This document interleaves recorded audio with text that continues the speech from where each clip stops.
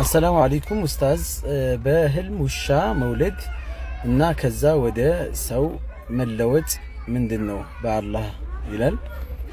ውሻ መውለድ በህልም የተለያዩ ትርጉሞች አሉት። በሐቂቃ ልጅ መውለድን ወይም ደግሞ ማርገዝን እንደዚህም ደግሞ ትዳር መያዝንም ያመላክታል። በዋናነት ግን የሆነ በህይወታችን ላይ ትልቅ ተጽዕኖ ፈጣሪ የሆነ ሰው ውለታ የዋለልን ሰው የሱን ውለታ መመለስ መክፈል እንደምንፈልግ እና ያ ሐሳብ ጭንቀት እንዳለብን የሱ ውለታን ለመክፈል ማሰብ ውስጥ እንደገባን ሐሳብ ውስጥ እንደገባን ማመላከቻ ነው። አላሁ አለም። ኡስታዝ እንዳታልፈኝ በአላህ በህልሜ ቀኝ እግሬ ላይ እባብ ተጠምጥሞብኝ ልቀቀኝ ሂድ ስለው አንገቱን ደፋ አርጎ እግሬን አጥብቆ ተጠመጠመብኝ። ባለትዳር ነኝ፣ ባለቤቴ ጋር ሰላም አይደለንም፣ ንገረኝ ፍቺውን ፈራሁኝ። አብሽሪ፣ በመጀመሪያ አላህ ከባለቤትሽ ጋር ሰላምሽን ይመልስልሽ። በንግግር ያለውን ነገር ፈታችሁ ወደ ሰላማችሁ የምትመለሱ አላህ ያደርጋችሁ። ሲቀጥል ህልሙ ያው ጠላት ምቀኛ የሆነ ሰው በዙሪያ ላይ መኖሩ ይታወቃል። የእባብ ጉዳይ በአጠቃላይ ማለት ይቻላል ከምቀኛ ጋርና ከጠላት ጋር የተያያዘ ነው። ሲቀጥል ደግሞ እግር ላይ ይሄ እባብ እግር ላይ መጠምጠሙ እግርን አጥብቆ መያዙ ምንድነው የሚያሳየው?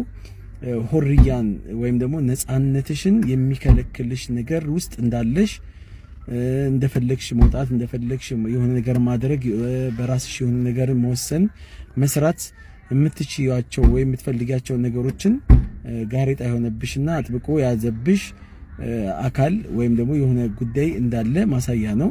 ለዚህ ደግሞ ዱዓ ማድረግና ያለውን ነገር እልባት ማድረግ ወሳኝ ነው። አላህ ኸይሩን አላህ ይቅጠምን።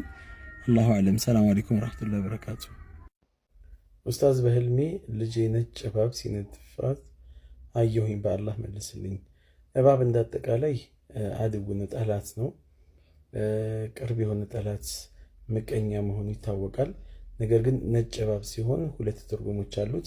የመጀመሪያው ኸይር ነገርን ማግኘት፣ ገንዘብን ከማግኘት ጋር የተያያዘ ይሆናል።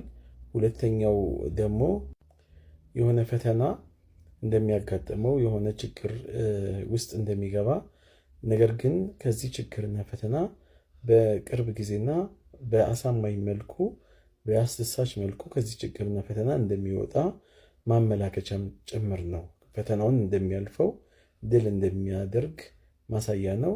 አላሁ አለም። አሰላሙ አለይኩም ወራህመቱላሂ ወበረካቱ። ኡስታዝ በአላህ መልስልኝ፣ ፈርቼ ምንድነው አላህ በህልም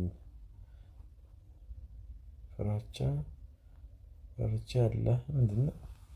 ለማንኛውም ጥቁር አፈር ስበላ አየሁኝ። ስበላ ራሴን በመስታወት እያየሁ ነበር። በጣም ቆንጆ ነበርኩኝ። አፈሩ ግን ይጣፍጣል። ማሻአላህ ቆንጆ ነው።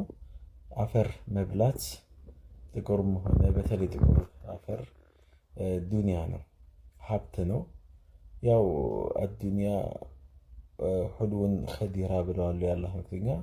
ዱንያ ማለት ጣፋጭ አረንጓዴያማ ጣፋጭ የሆነች ነች ብለዋል። ስለዚህ መጣፈጡም ቆንጆ ዱንያ መሆኑን ነው የሚያሳየው። ስለዚህ ይሄ ዱንያን አላህ ሊያመጣው እንደሆነ ወይም አሁን ያለህበት ሀል ይህ መሆኑን የሚያመላክት ነው ያላችሁበት ሁኔታ። ስለዚህ በዚህ ዱንያ እንዳትጠፉና መስመር እንዳትስቱ ደግሞ አላህን በደንበንም መርሳት የለባችሁም። አላህ ኸይር አላህ ያድርገው። አላሁ አለም።